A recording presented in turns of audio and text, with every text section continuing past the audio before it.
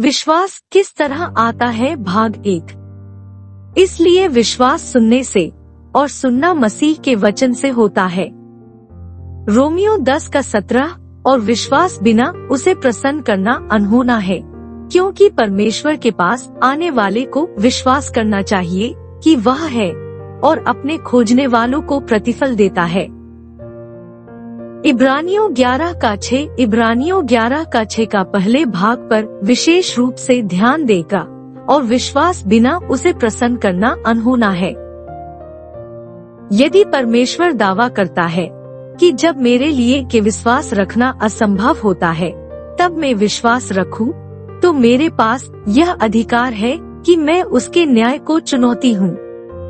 परंतु यदि वह मेरे हाथ में ऐसे साधन रखता है जिसके द्वारा विश्वास उत्पन्न किया जा सकता है, तो ऐसे समय विश्वास का मेरे पास होना या न होना यह मेरी जिम्मेदारी।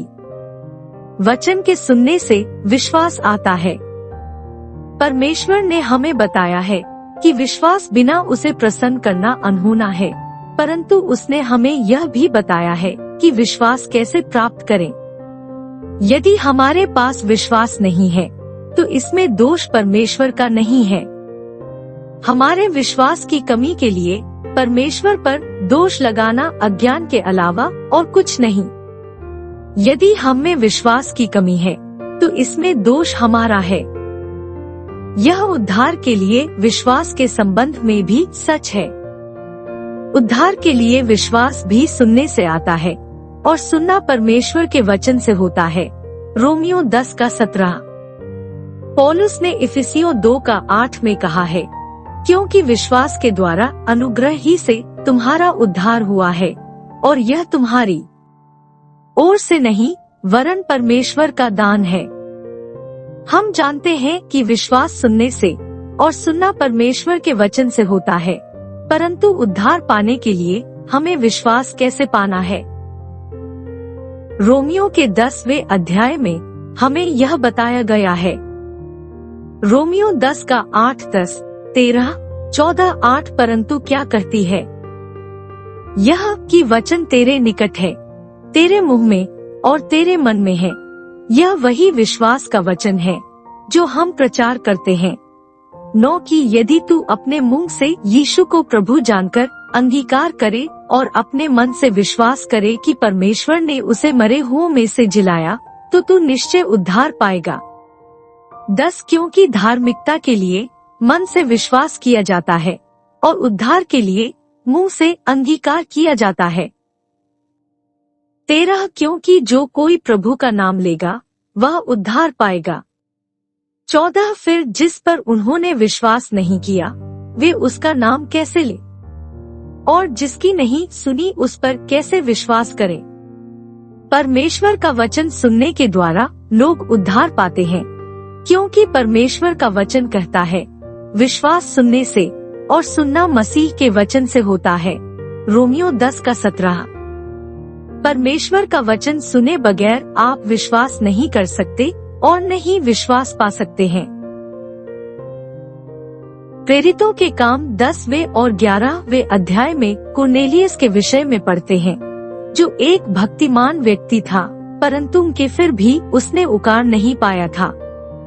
उसने सुसमाचार नहीं सुना था, तो फिर उसका उद्धार कैसे हो पाता? नहीं, कुरनेलियस ने जब तक पतरस को प्रचार करते नहीं सुना तब तक उसने उद्धार नहीं पाया। परमेश्वर का एक स्वर्गदूत कुरनेलियस के सामने उपस्थित हुआ। प्रेरितों के काम 10:3। जिस स्वर्गदूत ने कुरनेलियस के साथ बातचीत की वह उसे सुसमाचार नहीं सुना सका, क्योंकि स्वर्गदूत सुसमाचार नहीं सुना सकते। परमेश्वर ने मनुष्यों को सुसमाचार सुनाने के लिए भेजा है। स्मरण रखें कि प्रभु यीशु ने कहा, तुम सारे जगत में जाकर सारी सृष्टि के लोगों को सुसमाचार प्रचार करो। मरकुस 16:15। परंतु स्वर्गदूत कुरनेलियस को यह बता सकता था कि उसे कहाँ जाकर किसे बुलाना होगा कि उसे आकर सुसमाचार सुनाए। प्रेरितों के काम 11:13। स्वर्गदूत ने कुरनेलियस को आज्ञा दी कि वह पतरस को बुला भेजे और अब याफा में मनुष्य भेजकर शमौन को, जो पतरस कहलाता है, बुलवा ले। वह शमौन चमड़े का धंधा करने वाले के यहाँ पाहुन है, जिसका घर समुद्र के किनारे है। प्रेरितों के काम 10 का 5-6। प्रेरितों के काम 11 का 14 में बताया गया है कि स्वर्गदूत ने कहा कि पतरस कुरनेलियस को सुसमाचार सुनाएगा। वह तुमसे ऐसी बातें कहेगा जिनके द्वारा तू और तेरा सारा घराना उद्धार पाएगा। यह पद इस बात को भी बताता है कि मनुष्य वचन सुनने के द्वारा उद्धार पाते हैं, परमेश्वर का वचन विश्वास सुनने से और सुनना मसीह के वचन से होता है। रोमियो 10 का 17। बिना सुने आप विश्वास नहीं कर सकते। कई लोग बिना सुने विश्वास करने की कोशिश कर रहे हैं। चंगाई के लिए विश्वास कैसे आता है? इसी तरह चंगाई के विषय में परमेश्वर का वचन सुनने के द्वारा। प्रेरितों के काम के 14वें अध्याय में हमें एक निर्बल व्यक्ति की कहानी बताई गई है, जिसने इसलिए चंगाई पाई क्योंकि उसने परमेश्वर का वचन सुना। काम 14 का 7 से 10-7। और वहाँ सुसमाचार सुनाने लगे। 8 लुस्त्रा में एक मनुष्य बैठा था जो पांवों का निर्बल था। वह जन्म ही से लंगड़ा था और कभी न चला था। 9 वह पौलुस को बातें करते सुन रहा था और इसने उसकी ओर टकटकी लगाकर देखा कि इसको चंगा हो जाने का विश्वास है। 10 और ऊंचे शब्द से कहा, अपने पांवों के बल सीधा खड़ा हो। तब वह उछलकर चलने फिरने लगा। परमेश्वर के वचन का एक आम पाठक कहेगा, पौलुस ने उस व्यक्ति को चंगा किया। क्या यह अच्छी बात नहीं? आपने लोगों को यह कहते सुना है, मैंने भी सुना है। परंतु पौलुस ने उस व्यक्ति को इसलिए चंगा नहीं किया क्योंकि वह प्रेरित था। वह व्यक्ति पौलुस के विश्वास से चंगा नहीं हुआ। उस व्यक्ति के स्वयं के पास चंगाई पाने के लिए विश्वास था, परंतु इस व्यक्ति के चंगाई पाने से पहले कुछ होना जरूरी था का, और वहाँ सुसमाचार पौलुस और बरनबास सुनाने लगे। काम 14 का 7। इस प्रकार पौलुस ने 3 बातें की का 1। उसने उस व्यक्ति को सुसमाचार सुनाया। 2 उसने जान लिया कि उस व्यक्ति के पास चंगाई पाने के लिए विश्वास था। 3 उसने उस व्यक्ति को उठकर चलने के लिए कहा। उस व्यक्ति ने भी 3 बातें की का 1। उसने पौलुस को सुसमाचार का प्रचार करते हुए सुना। 2 उसके पास चंगाई पाने के लिए विश्वास था। 3 वह कूदा और चलने लगा। वह व्यक्ति किसी विशेष सामर्थ्य से चंगा नहीं हुआ जो पौलुस के पास थी। उस व्यक्ति के पास चंगाई पाने के लिए विश्वास था। चंगाई पाने के लिए उसे वह विश्वास कहाँ से प्राप्त हुआ? जो कुछ उसने सुना था वहाँ से उसे वह विश्वास प्राप्त हुआ। काम 14 का 9 में जो लिखा है उसे स्मरण रखे। यदि पौलुस ने उद्धार का सुसमाचार प्रचार किया तो चंगाई पाने के लिए उसे वह विश्वास कहाँ से प्राप्त हुआ? उस व्यक्ति ने चंगाई पाने के लिए विश्वास पाया क्योंकि पौलुस ने उस बात का प्रचार किया जिसे बाइबल सुसमाचार कहती है, और इसमें चंगाई भी शामिल है। चंगाई पाने के लिए मैंने कैसे विश्वास पाया? 60 वर्ष से अधिक समय हो गया है।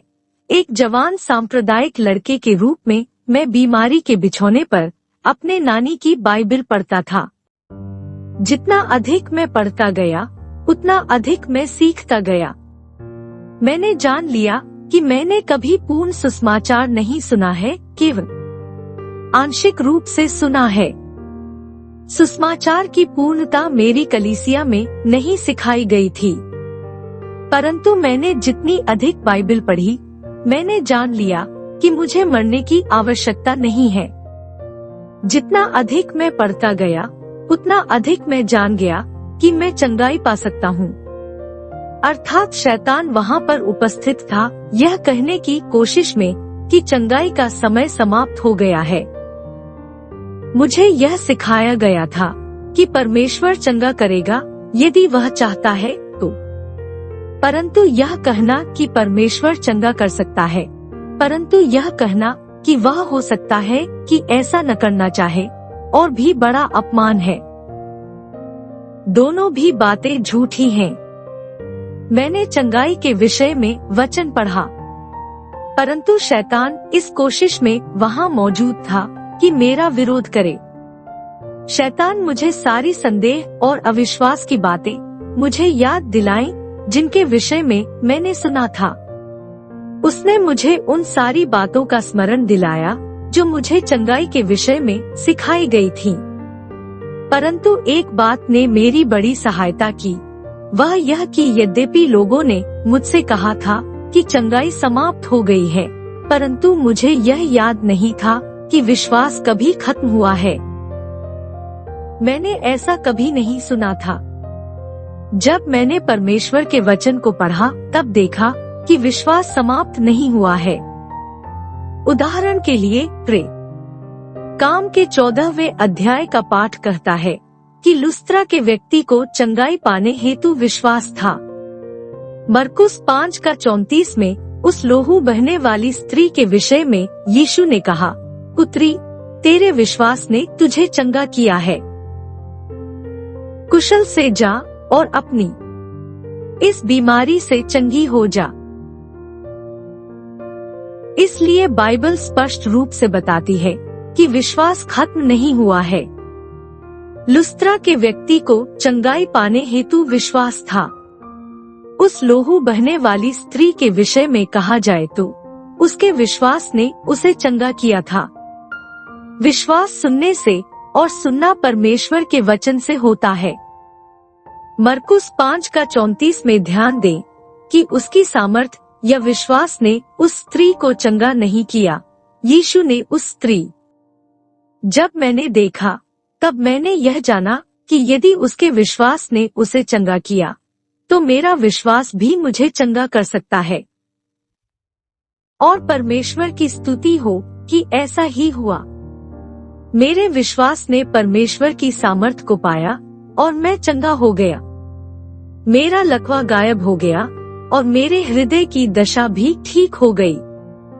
उसके बाद से मैं उछलता कूदता रहा हूँ और मैं सुसमाचार की सच्चाई को प्रचार करता आया हूँ, जिसमें चंगाई भी शामिल है। हम लुस्त्रा के उस व्यक्ति की ओर और भी ध्यान लगाकर देखें। उसने यह विश्वास कैसे पाया जो उसने सुना उसके द्वारा? उसने क्या सुना? उसने परमेश्वर का वचन सुना। सुसमाचार सुनने में क्या कोई विशेषता है जिससे कि जन्म का लंगड़ा व्यक्ति चंगा हो जाए? इसका उत्तर अवश्य ही हाँ है। चंगाई सुसमाचार का एक हिस्सा है। पौलुस ने उद्धार के सुसमाचार का प्रचार किया जिसमें चंगाई शामिल है। बाइबल उसे केवल सुसमाचार कहती है। हम कैसे जानते हैं कि उसने उद्धार का सुसमाचार सुनाया? रोमियो 1:16 देखें। रोमियो 1:16 क्योंकि मैं सुसमाचार से नहीं लजाता, इसलिए कि वह हर एक विश्वास करने वाले के लिए, पहले तो यहूदी फिर यूनानी के लिए उद्धार के निमित्त परमेश्वर की सामर्थ है। स्कॉफिल्ड बाइबल की टिप्पणी में लिखा है, उद्धार के लिए जो इब्रानी और यूनानी शब्द प्रयुक्त किए गए हैं वे छुटकारा, सुरक्षा, बचाकर रखना, चंगाई और स्वास्थ्य के अर्थ को व्यक्त करते हैं। मैं सुसमाचार से नहीं लजाता।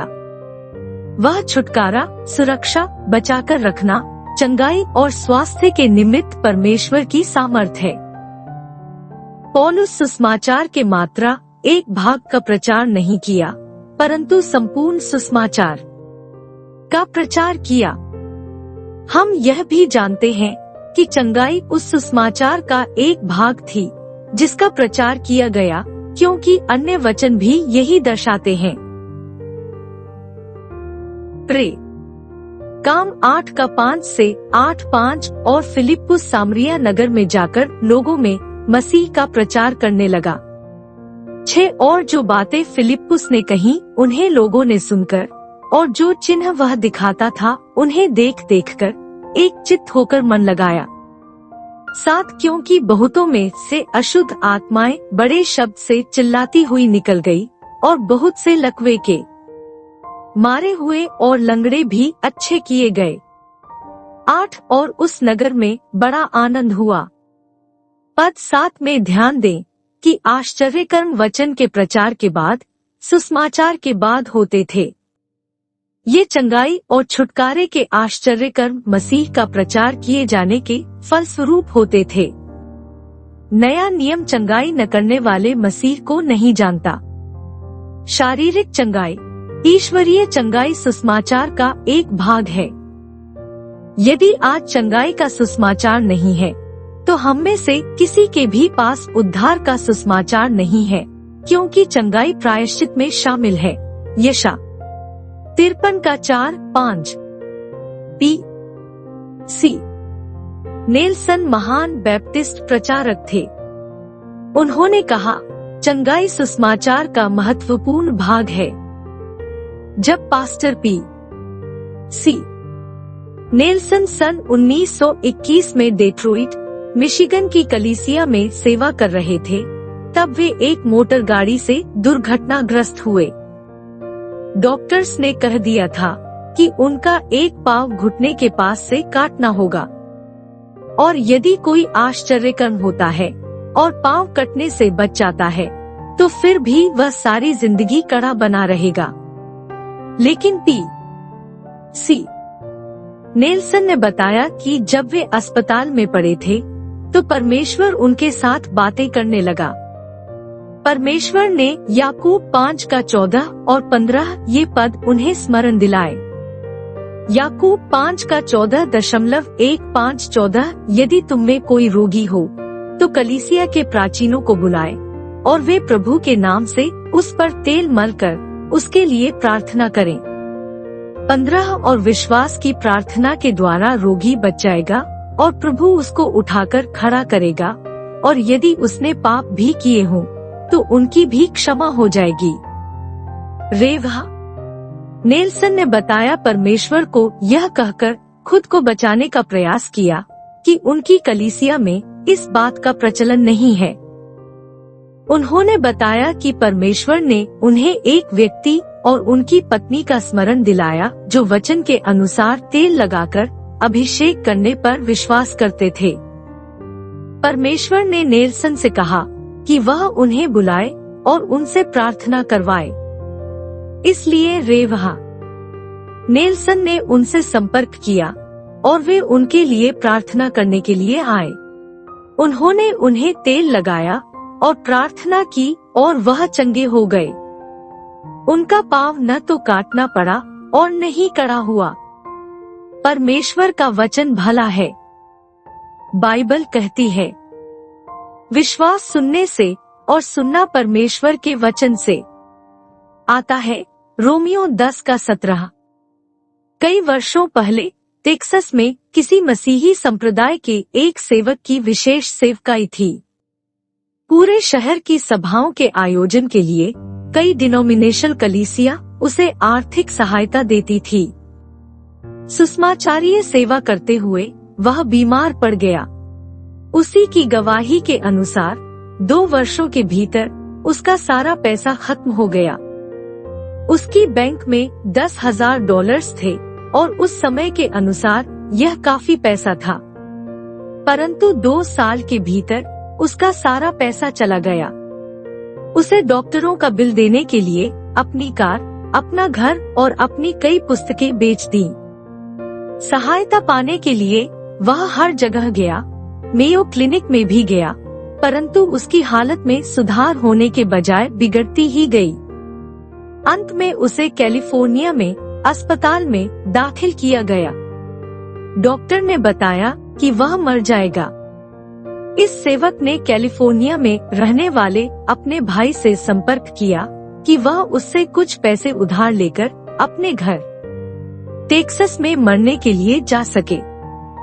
उनकी 82 वर्ष की माँ टेक्सास में रहती थी और वह मरने से पहले अपनी माँ से मिलना चाहता था। इसलिए उसके भाई ने उसे पैसा भेजा और वह घर गया। सेवक अपनी माँ के साथ टेक्सास के पुराने घर में रहने के लिए गया, जहाँ वह बचपन से बड़ा हुआ था। उसकी माँ उसे देखकर खुश हो गई। उसने अपनी माँ को बताया कि वह मरने के लिए घर आया था। उसकी बूढ़ी माँ के साथ एक 19 वर्ष का लड़का रहता था जो घर के काम किया करता था। यह 19 वर्ष का लड़का बीमार सेवक की सेवा करने लगा। इस लड़के को बीमार व्यक्ति को कपड़े पहनाने पड़ते। एक दिन इस लड़के ने सेवक से कहा, आप क्यों नहीं प्रभु को चंगा करने देते? बाइबल कहती है कि यदि तुम में कोई रोगी हो तो कलीसिया के प्राचीनों को बुलाए और वे प्रभु के नाम से उस पर तेल मलकर उसके लिए प्रार्थना करें। याकूब 5:14-15। यहाँ एक प्रचारक था जिसे बाइबल का पूरा ज्ञान होना चाहिए था, फिर भी वह यह नहीं जानता था कि ये वचन बाइबल में लिखे हैं। वह बाइबल कॉलेज तो गया, परंतु बाइबल को छोड़कर और सभी कुछ उसने पढ़ा था। प्रचारक ने उस लड़के से कहा कि वह बाइबल लेकर आए और बाइबल का वह पद खोजकर निकाले, परंतु वह लड़का पढ़ना नहीं जानता था। उस व्यक्ति ने उसे पूछा कि वह कैसे जानता है कि यह पद बाइबल में है। लड़के ने कहा कि उसके प्रचारक ने उसे बताया था कि वह पद बाइबल में है। इसलिए इस सेवक ने वचन को देखा और पढ़ा। लड़के ने सेवक को बताया कि यह प्रचारक वहाँ चंगाई की सभा ले रहा है। उसने सेवक को वहाँ चलने का निमंत्रण भी दिया। सेवक को सभा में ले आना का प्रबंध किया गया। किसी ने मॉडल टी फोर्ड लाई और सेवक के लिए उसमें पीछे लेटने का इंतजाम किया गया। उस स्थान के जितने निकट आ सकते थे उतने निकट गाड़ी लाई गई और सभा के बाद प्रचारक बाहर आया। उसने तेल लगाकर बीमार सेवक को अभिषेक किया और प्रार्थना की। करीब आधी रात के समय वह लड़का और सेवक घर लौटे। घर पहुंचने के बाद सेवक ने अपनी माँ से कहा कि वह लड़का चूल्हा जलाए ताकि उसकी माँ उसे कुछ हैम और अंडे तलकर दे सके। वह अब तक बच्चों का खाना खा रहा था क्योंकि वह ठोस भोजन नहीं खा सकता था। सच तो यह था कि पिछले 2 वर्षों से उसने बच्चों के भोजन के अलावा कुछ खाया ही नहीं था। उसने अपनी माँ से कहा कि वह चंगा हो गया है। उसने उसे बताया कि प्रचारक ने उसे अभिषेक किया और उसके लिए प्रार्थना की। माँ ने बाद में बताया कि उसका बेटा इस प्रकार कह रहा था तो उसन पे सोचा कि वह पागल हो गया है। उसने अपनी माँ से यह भी कहा कि वह उसके लिए पुराने समय के बिस्किट बनाए।